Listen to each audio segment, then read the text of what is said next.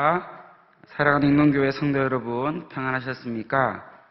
감사하게도 어려움의 순간들이 지금 많이 호전되어 가고 있는 것 같습니다. 하지만 끝까지 우리가 긴장을 늦추지 말고 이제부터는 정말로 중요한 우리의 신앙생활과 믿음, 여기에 집중할 때입니다. 그렇기 때문에 오늘 이 시간 특별한 하나님의 은혜가 부어지도록 간절하게 기도하는 마음으로 함께 예배하기를 원합니다.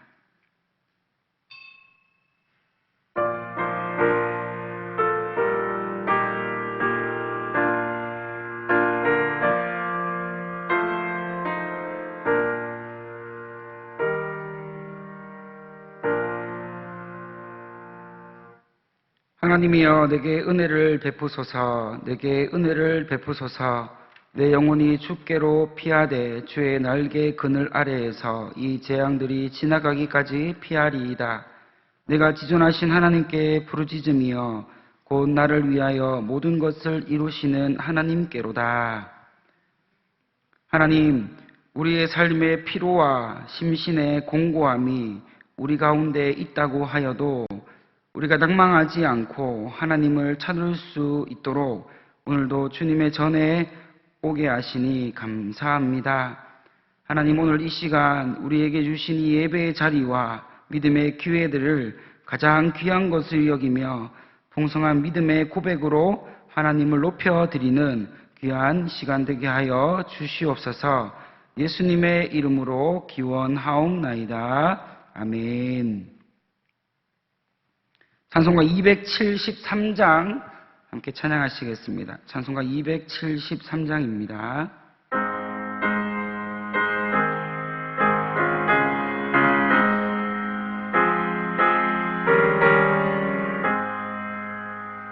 나 주를 멀리 떠났다 이제 옵니다.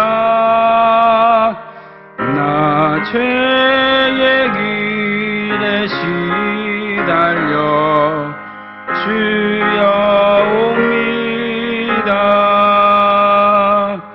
나 이제 왔으니 내 집을 찾아 주여 나를 받으사 맞아주소서. 그 귀한 세월 보내고 이제 옵니다. 난 뉘우치는 눈물로 주여 옵니다. 나 이제 왔으니 내 집을 찾아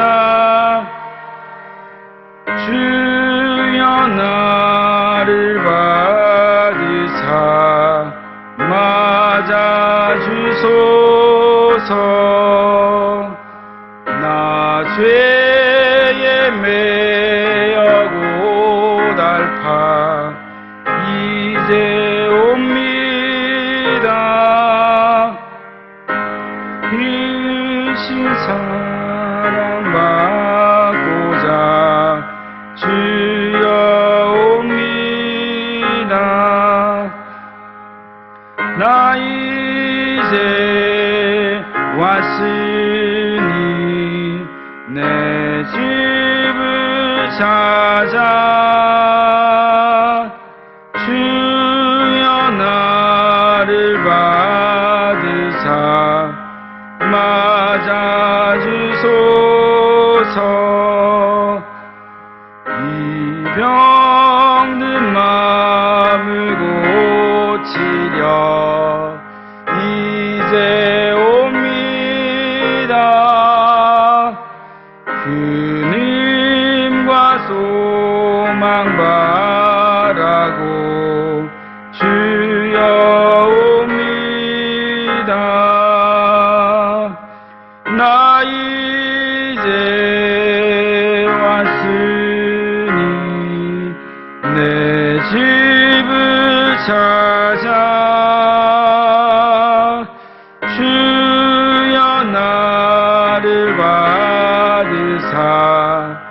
맞아주소서.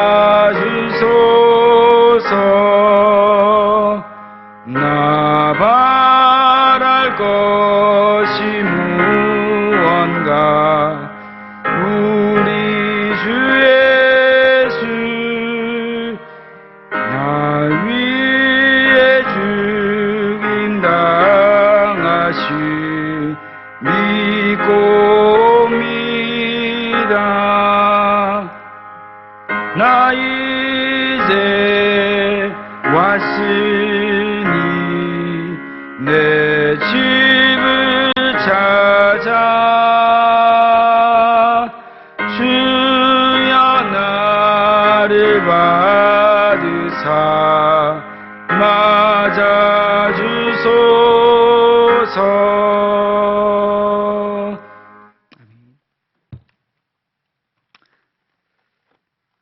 하나님, 비록 우리가 많이 지치고 힘이 없음에도 불구하고 오늘 이 시간 우리를 하나님의 회복의 자리로 불러주심에 진심으로 감사합니다.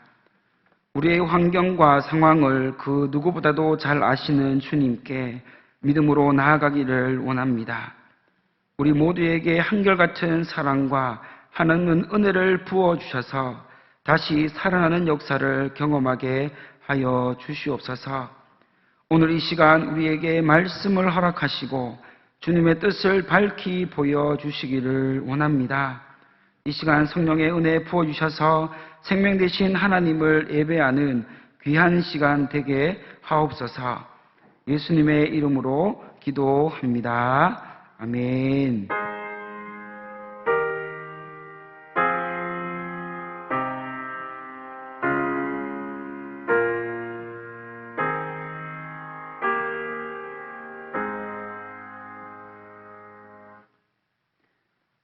함께 보실 하나님 말씀은 요한복음 11장 38절에서 44절 말씀까지입니다.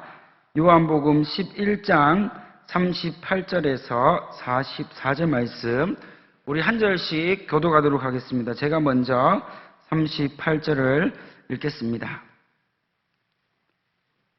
이에 예수께서 다시 속으로 비통 여기시며 무덤에 가시니 무덤이 굴이라 돌로 막혔거늘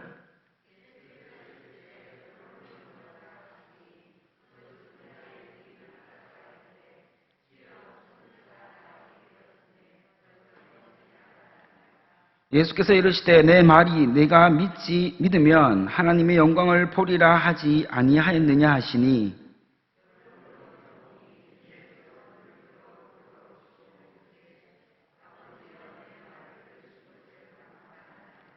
항상 내 말을 들으시는 줄을 내가 알았나이다. 그러나 이 말씀 하옵는 것은 둘러선 무리를 위함이니 곧 아버지께서 나를 보내신 것을 그들로 믿게 하려 함이니이다. 이 말씀을 아시고 큰 소리로 나사로야 나오라 부르시니 죽은 자가 수족을 배로 동인 채로 나오는데 그 얼굴은 수건에 쌓였더라. 예수께서 이르시되 풀어놓아 다니게 하라 하시니라. 아멘. 우리는 지난 2개월 동안 이 코로나19로 인하여서 우리의 삶의 많은 부분을 맞이하게 되었습니다. 가정과 직장에서 그리고 우리 교회 안에서의 우리의 삶이 많이 달라지는 그 변화를 경험했다는 것입니다. 우리는 그동안 어쩔 수 없이 불편한 이 생활을 감수했고 이 때문에 많은 고통과 어려움을 당해야만 했습니다. 하지만 이 어려움의 시기 속에서 우리가 지난 날을 돌아보면 그래도 비교적 잘 견디어 온 것 같습니다.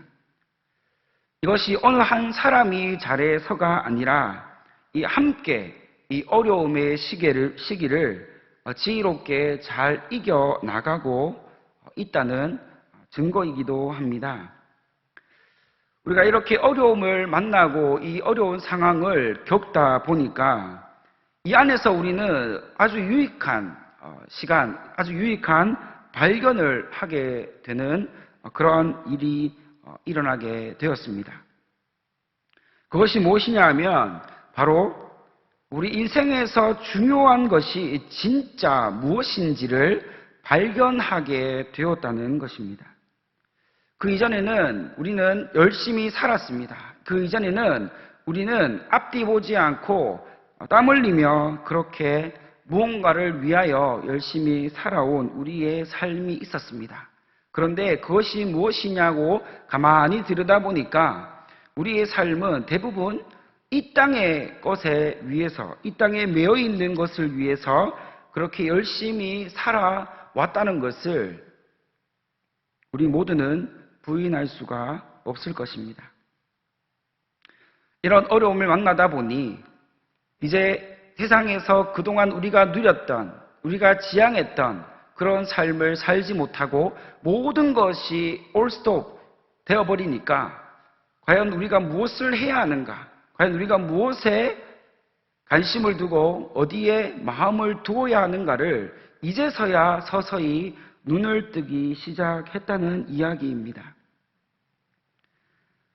우리의 이 어려움의 시기에서 정말로 중요한 것을 발견하게 되는 것은 다른 것이 아니라 바로 우리에게 주신 이 믿음을 발견하게 되었다는 이야기입니다. 우리는 평소에도 교회에 오거나 믿음의 사람들을 만나 대화를 하다 보면 믿음의 이야기를 하게 되고 또 그러한 이야기를 듣게 됩니다. 뿐만 아니라 교회에 와서 예배하게 될 때 들려지는 하나님의 말씀이 우리에게 이 믿음에 대해서 이야기하시고 또 말씀하고 있는 것을 우리는 들어 알게 됩니다.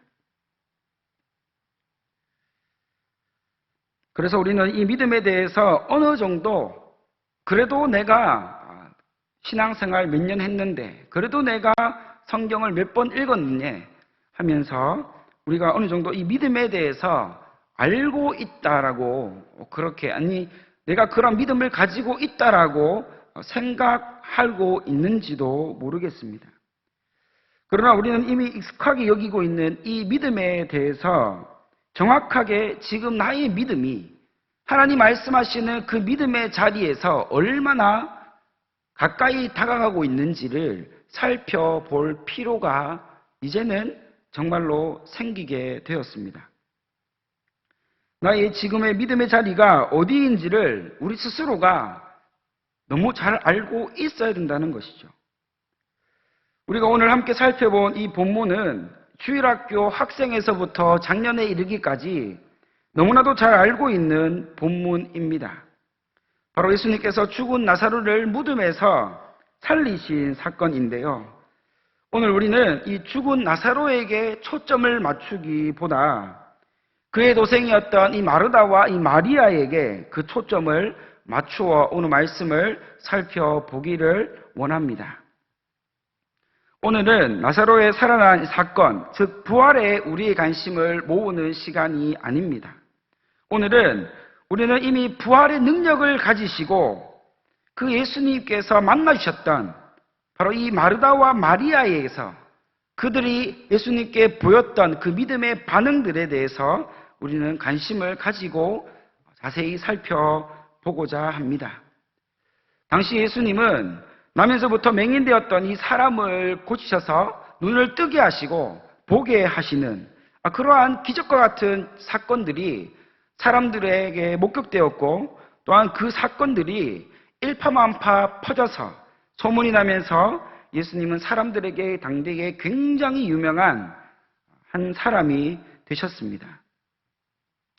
사실 우리도 이와 같이 태어나면서부터 앞을 보지 못한 사람, 걷지 못한 사람, 장애가 있어서 도무지 현대의학으로 고칠 수 없는 그 사람이 예수님이 나타나셔서 이 땅의 의술이 아니라 이 땅의 방법이 아니라 예수님의 방법으로 그 놀라운 일을 이루었다는 소식을 들었다면 우리 여기 있는 모두는 관심을 가지게 될 것이고 그것이 진짜인지 아닌지 확인하고 싶어하는 그런 마음들이 우리 모두에게는 있을 것입니다.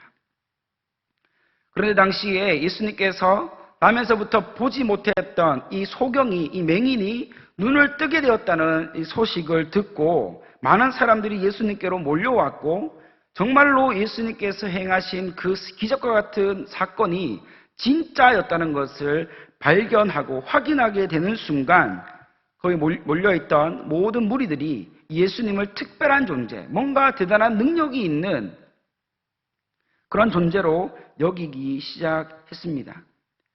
그렇게 사람들 사이에 예수님이 행하신 기적과 같은 이 사건은 시간이 지나면 지날수록 예수님께서 나타내신 이 기적의 사건들이 회자되기 시작했습니다.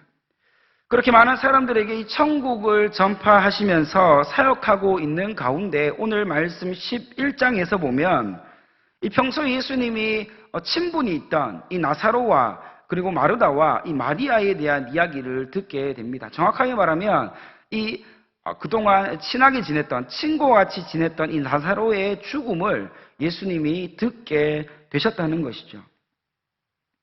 5절에 보면 예수님은 이 나사로만 사랑한 것이 아니라 그의 동생 마르다와 마리아 모두를, 그 남매 모두를 아끼고 사랑했다는 것을 분명히 말씀하고 있습니다. 즉 예수님과 이 마르다와 이 마리아 그리고 이 나사로의 관계는 보통의 관계가 아니었다는 거죠. 정말로 친한, 정말 사랑할 수밖에 없는 그런 관계였다는 것을 우리에게 말씀은 미리 그 정보를 제공해 주고 있는 것입니다.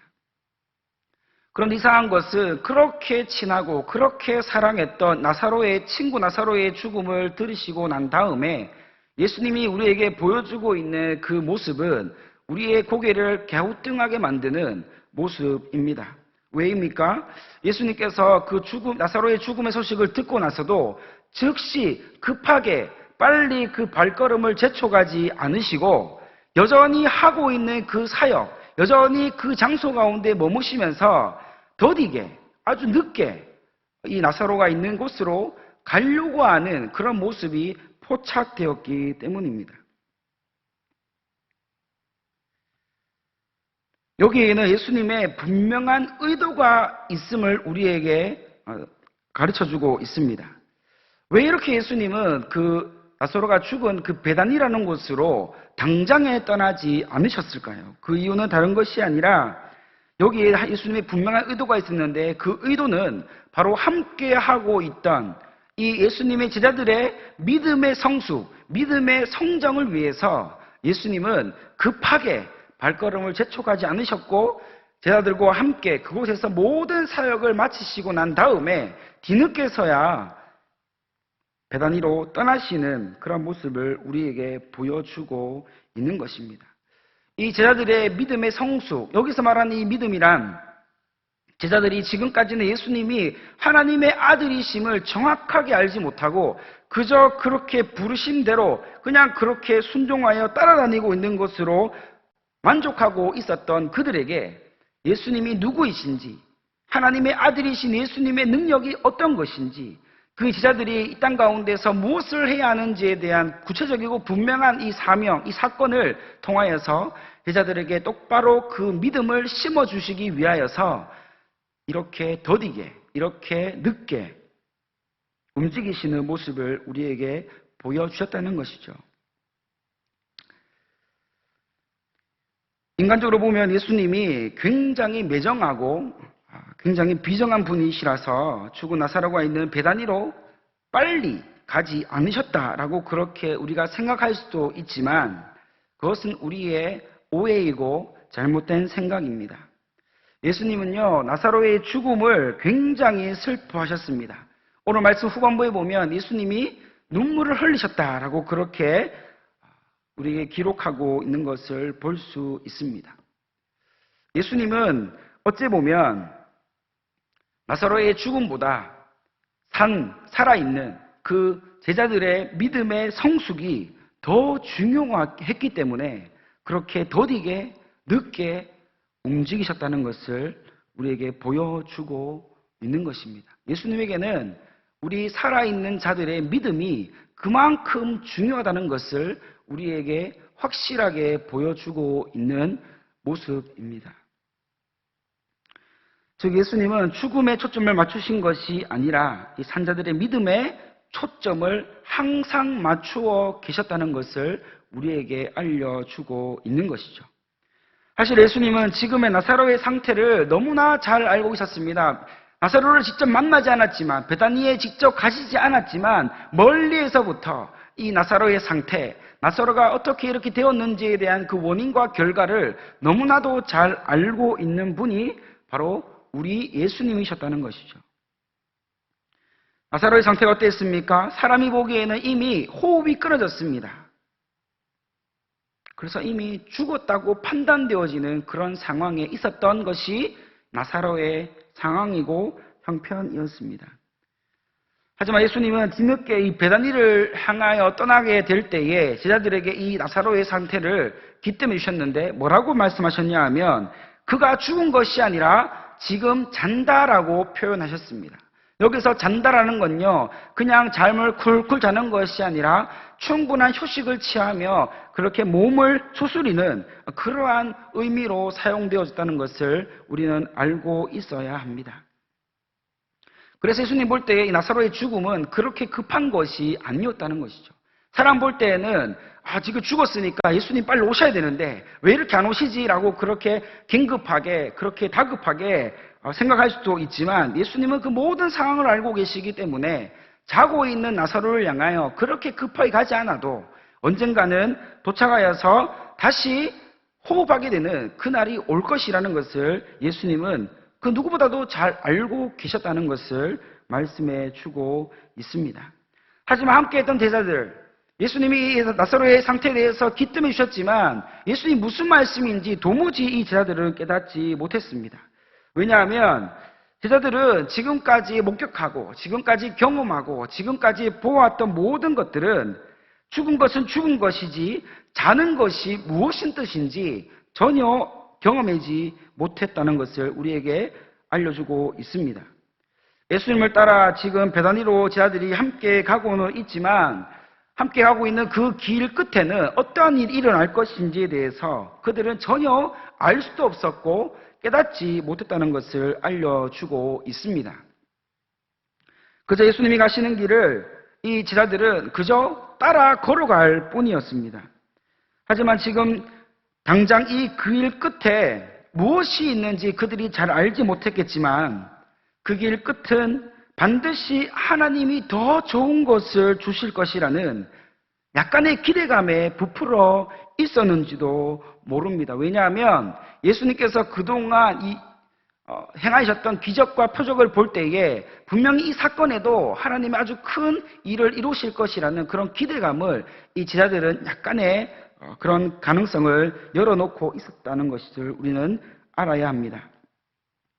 베다니 도착하고 나서 극적으로 예수님은 이 마리아와 이 마르다를 만나게 되었는데 이 마르다는 예수님을 보자마자 예수님께 달려가서 왜 이제 오시냐고, 예수님이 좀 더 여기 계셨더라면 우리 오라버니, 우리 오빠가 죽지 않았을 것인데 왜 이렇게 더디 오셨냐고 예수님을 향해서 이야기하고 있는 것을 우리는 발견할 수 있습니다. 어쩌면 이 마르다의 고백, 예수님이 여기 계셨더라면 우리의 오라버니는 죽지 않았을 것입니다라는 이 고백이 언뜻 들을 때에는 정말 대단한 믿음이다 라고 우리는 생각할 수 있습니다. 마르다 이러한 고백은 정말로 대단한 믿음인 것처럼 우리가 여겨지기도 합니다. 그런데 우리는 이 마르다의 고백을 조금 더 깊이 관찰해 보면 이 마르다의 믿음의 고백이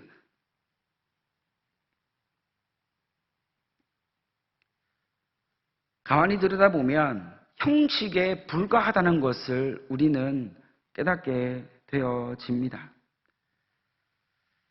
마르다가 고백하고 있는 믿음의 고백이 오늘날 우리가 언뜻 들을 때는 정말 대단한 믿음이다, 나도 이런 믿음이 있어야지 라고 그렇게 생각할 수도 있지만 정작 이 마르다의 믿음의 실체를 파헤쳐보면 그 믿음이 온전한 믿음이 아니었다는 것을 우리에게 알려주는 그런 증거들이 있습니다.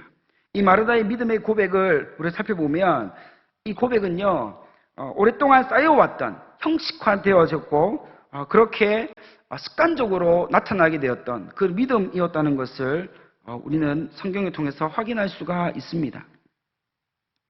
예수님께서는 이렇게 고백하고 있는 마르다를 향하여서 너무 슬퍼하지 말라고 하시고는 나사로가 다시 살아날 것이라고 그렇게 말씀해 주셨습니다. 안심시켜 주셨다는 거죠. 사실을 말씀하셨다는 거죠. 이제 예수님이 늦게나마 도착하였지만 이제 여기서 어떤 일을 행하실 것인지에 대해서 분명하게 알아들을 수 있을 만한 말을, 그 대답을 이 마르다에게 해 주셨다는 것이죠. 그런데 중요한 것은 마르다의 반응이 예수님의 의도와 다르게 흘러가는 것을 볼 수 있습니다. 마르다가 이제 오라버니 이 나사로가 살아날 것이다라고 그렇게 말씀하시고 난 다음에 마르다가 예수님께 어떤 이야기를 하냐 하면 이렇게 이야기하는 것을 확인할 수 있습니다. 네, 주님, 이미 죽은 오라버니가 예수님의 부활 때에는 살아나게 될 줄 알고 있습니다 라고 그렇게 고백하고 있습니다. 너무나 안타까운 것은 이 마르다의 고백에서는 예수님을 향한 진실된 온전한 믿음을 발견할 수 없다는 것이죠. 무슨 말이냐면 예수님은 지금 죽은 나사로를 살리시겠다 말씀하고 있는데 마르다는 뭐라고 이야기합니까? 지금 아니라 나중에 예수님이 다시 이 땅에 오실 그때에, 부활 때에 우리 오라버니도 다시 살아나게 될 줄 내가 믿는다도 아니고 내가 압니다 라고 그렇게 이야기하고 있는 곳에서 이 마르다의 믿음이 얼마나 형식적인지, 얼마나 온전한 믿음이 아니었는지를 우리에게 보여주고 있다는 것이죠. 사실 마르다의 모습을 통해 알 수 있듯이 그녀에게는 믿음이 없었던 것이 아니었습니다. 하지만 그녀는 오랫동안 쌓여있던 이 형식적인 믿음에서 쉽게 벗어나지 못하고 있는 그런 모습을 우리에게 계속해서 반복적으로 보여주고 있습니다. 뿐만 아니라 그녀는 예수님을 향해서 27절에 이렇게 고백하고 있습니다. 주는 그리스도시요 세상에 오시는 하나님의 아들이신 줄 내가 믿습니다 라고 그렇게 이야기하고 있는 그 고백도 하고 있는 것을 보게 됩니다. 여기서도 마르다는 자신에게 있던 믿음이 이 형식적이고 습관적이라는 이 사실을 깨닫지 못했습니다. 만약 마르다가 고백한 대로 예수님을 하나님의 아들이심을 확실히 믿는 그 진짜 믿음, 그 온전한 믿음, 그 참된 믿음의 사람이었으면 그녀가 과연 이렇게 무미건조하게 예수님을 향해서 고백을 할 수 있었을까요? 그리고 그렇게 말한 다음에 그의 동생 이 마리아에게 이 이야기를 전해주기 위해, 예수님 오셨다는 것을 전해주기 위해서 예수님을 향해 등을 돌리고 그렇게 걸어갈 수가 있었을까요? 마르다가 예수님을 진짜로 믿고 참된 믿음을 가졌더라면 그 마르다는 예수님을 만나고서는 그 기쁨을 감출 수 없는 그러한 모습이 우리에게 소개되어져야 했습니다. 네, 주님 하시는 말씀이 지금 당장 이루어질 줄 믿습니다라는 그런 확실한 고백이 이 마르다의 그 입술에서 고백되어져 나왔어야 했는데 그런 모습이 전혀 나오지 않고 있다는 거죠. 마르다의 믿음은 형식적인 믿음, 마르다의 믿음은 습관적인 믿음, 오랫동안 고착화 되어 있던 그 믿음이 습관처럼 흘러나오게 되는 그러한 모습으로밖에 보이지 않는 것이 오늘 이 말씀의 상황에서 우리에게 보여지고 있는 겁니다. 마르다의 이러한 무미건조한 고백에 예수님은 인간적인 마음으로 굉장히 섭섭해 하실 수도 있었습니다. 내가 너희들을 어떻게 생각했는데, 내가 나사로를 살리기 위해 여기까지 왔는데 왜 나를 믿지 못하고 계속해서 믿음 없는 그러한 소리만 해듣느냐고 예수님이 인간적인 마음으로 섭섭하게 생각하실 수도 있었습니다. 그런데 예수님은요, 그렇게 반응하고 있는 마르다와 마리아를 향하여 거기서 떠나서 왔던 길로 돌아가지 않으시고 그들조차도 이 부활의 능력을 가지신 예수님을 믿도록 하시기 위한 그러한 노력이 얼마나 강조되고 있는지를 우리에게 보여지고 있습니다. 섭섭함을 선택하기보다 예수님께 선택하신 방법은 오히려 그들을 위하여 불쌍히 여기는 마음으로 눈물을 흘리시는 그러한 모습이 우리에게 보여지고 있다는 것이죠. 예수님께서 흘리신 이 눈물을 학자들은요, 예수님 자신이 십자가에서 죽으시는 그 죽음 앞에서의 흘리시는 슬픔의 눈물이다라고 이렇게 이야기도 합니다. 하지만 우리는 예수님 자신의 죽음 앞에서 흘리는 눈물 분들도 있으셨겠지만 예수님 분명히 그동안 함께했던 이 나사로의 인간적인 죽음과 그 문제 앞에 예수님을 온전히 믿지 못하고 있던 제자들과 마르다와 마리아와 그 주변의 모든 사람들의 믿음 없음을 두고 안타까워하시는 슬픔의 눈물이었음을 우리는 놓치지 않아야 합니다. 그 후로 예수님은 죽은 나사로가 묻혀있는 무덤으로 드디어 당도하시게 됩니다. 그리고 함께 모여있던 사람들을 향해 무덤을 막고 있던 굳게 닫혀있는 그 돌을 굴려 무덤 입구를 활짝 열라고 말씀하셨습니다. 그런데 그때 갑자기 옆에 있던 마르다가 예수님께 황급히 나와서 이렇게 이야기합니다. 그리고 예수님을 말리기 시작합니다. 예수님, 오라버니가 죽은 지 벌써 4일이나 지났습니다. 그래서 보십시오. 썩은 냄새가 나지 않습니까? 라고 이렇게 예수님이 하시고자 하는 그 행동을 만류하는 그런 모습이 우리에게 보여지고 있습니다. 이러한 마르다의 이 반응, 굉장히 합리적이고 상식적으로 보일 수도 있습니다. 하지만 마르다는 결정적인 사실을 관가하고 있었습니다. 비록 죽은 지 사흘이나 지나고 냄새도 나고 있었지만 예수님이 지금 무엇을 하시려고 하는지, 무슨 일을 이루시려고 하는지에 대한 관심, 그러한 사실에는 전혀 깨닫지 못하는 이러한 무지한 모습들을 우리에게 여전히 보여주고 있다는 것이죠.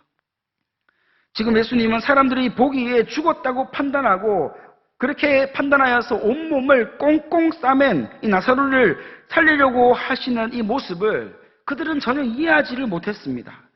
인간적으로 보면, 인간적인 경험으로 보면, 인간적인 판단으로 보면 이미 이 사건은 끝나는 것이거든요. 이미 이 사건에서 어떤 해피엔딩이 일어날 수 없기 때문에 그들은 예수님께서 말씀하시는 이 이야기를 듣지 않으려고 하는 그런 모습이 우리에게 너무나도 자세히 소개되고 있습니다. 하지만 예수님께서는 이 죽은 나사로를 살리시겠다고 이미 말씀하셨고, 그리고 이 일을 통하여 하나님의 영광을 반드시 드러내시겠다고 작정하셨다는 것을 우리는 말씀을 통해서 깨달을 수가 있습니다. 오늘 우리는 39절의 마르다의 모습을 보며 우리의 자신의 믿음의 모습을 볼 수 있어야 합니다. 앞에서 말씀드렸지만 마르다는 예수님을 향해 믿음의 고백인 것처럼 들리는 고백을 많이 하였습니다. 하지만 그 믿음은 어떤 믿음이었습니까? 형식적인 믿음, 습관적인 믿음, 이미 오랫동안 고착이 되던 우리에게 어떤 영향력도 주지 못하는 그런 믿음의 모습이었다는 것을 우리에게 잘 보여주고 있지 않습니까? 이러한 믿음에 무슨 힘이 있으며 무슨 능력이 나타나겠습니까? 믿는 자에게 예수님은 이 하나님의 영광을 반드시 보게 될 것이라고 말씀하셨습니다. 하지만 마르다의 믿음은 아무 혈육이 없는 믿음이었습니다.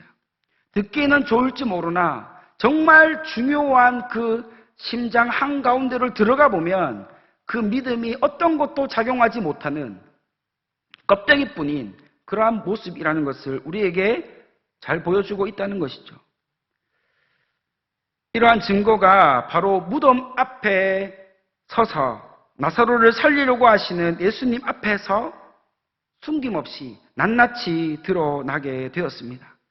사랑하는 여러분,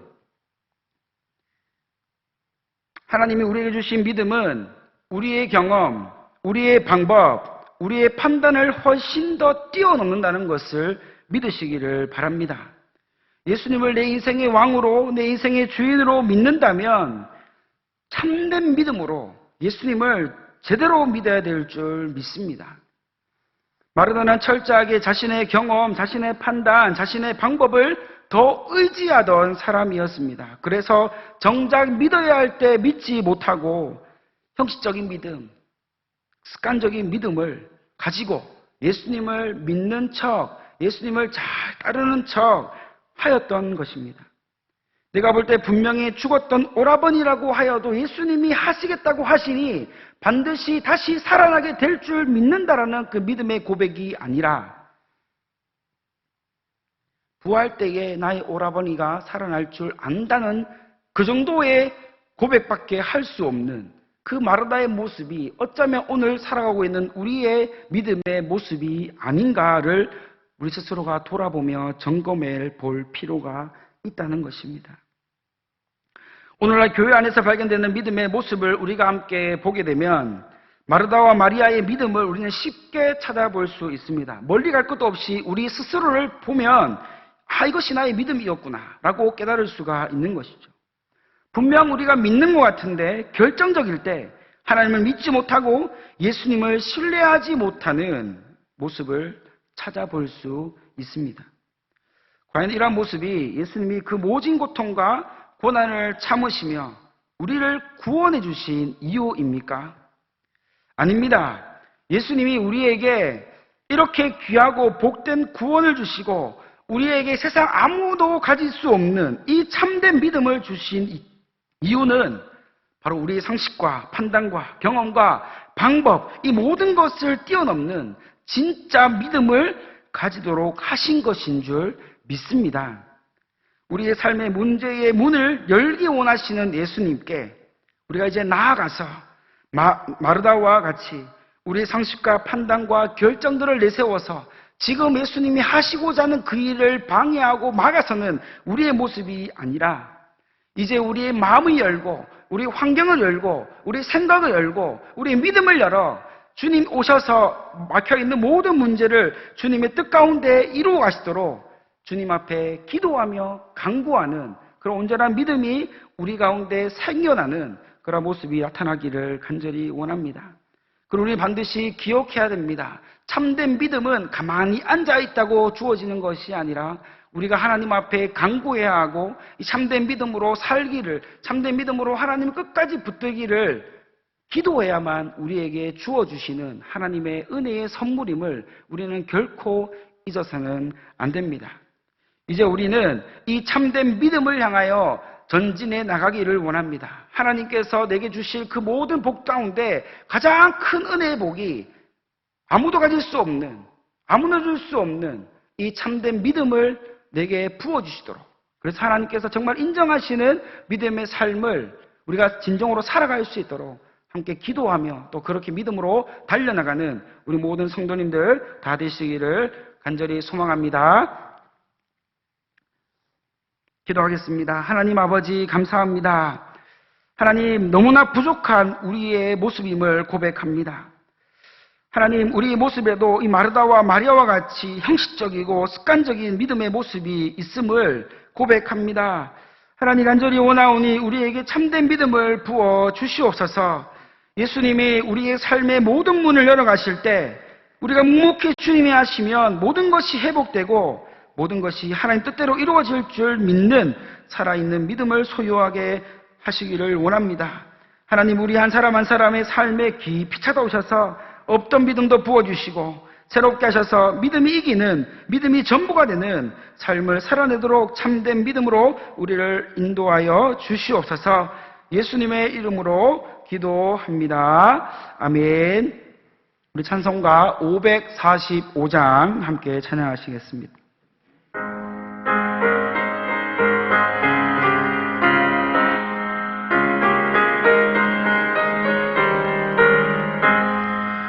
이 눈에 아무 증거 아니 배어도 믿음만을 가지고서 늘 걸으며 이 귀에 아무 소리 아니 들려도 하나님의 약속 위에 서리라.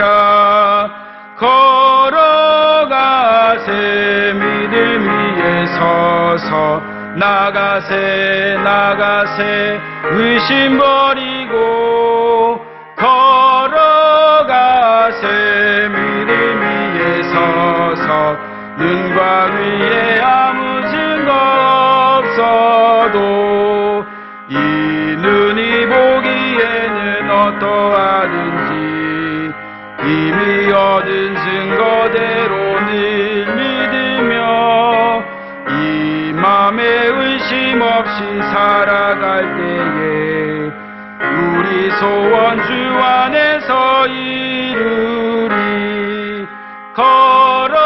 걸어가세 믿음 위에 서 나가세 나가세 의심 버리고 걸어가세 믿음 위에 서서 눈과 귀에 아무 증거 없어도 주님의 거룩함을 두고 맹세한 주 하나님 아버지는 참 미쁘다.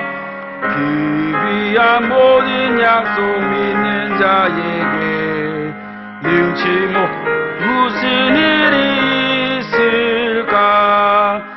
걸어가세 믿음 위에 서서 나가세 나가세 의심 버리고 걸어가세 믿음 위에 서서 눈과 귀에 아무 증거 없어도. 그 소식 알려드리겠습니다. 주일 예배가 기존과 같이 1, 2, 3부로 계속해서 이어집니다. 우리 예배 드릴 때 순서가 조금 변경되었는데요. 다가오는 주일부터 기존의 예배 순서 그대로 정상적으로 회복하여서 그렇게 예배를 드리게 됩니다. 그리고 우리 주일학교는 아직까지 조심해야 될 부분이 있어서 점차적으로 분위기를 보고 추이를 보며 그렇게 회복하도록 하겠습니다. 이를 위해서 기도 많이 해주시고 우리 아이들이 하루빨리 예배 자리를 회복하여서 우리 믿음의 아이들 정말 믿음대로 잘 성장할 수 있도록 위해서 기도 부탁드립니다. 축도하겠습니다. 지금은 우리 주 예수 그리스도의 은혜와 하나님 아버지의 극진하신 사랑과 성령 하나님의 위로교통하심의 은사가 참된 믿음을 가지고 오직 하나님만 붙들고 하나님께서 원하시는 그 믿음의 삶을 이제는 진짜로 살아나기를 결단하는 여기에 있는 우리 모든 지체들 머리 위에 우리 가정과 또 사업장과 또 학업 위에 지금으로부터 영원토록 함께 있을지어다. 아멘.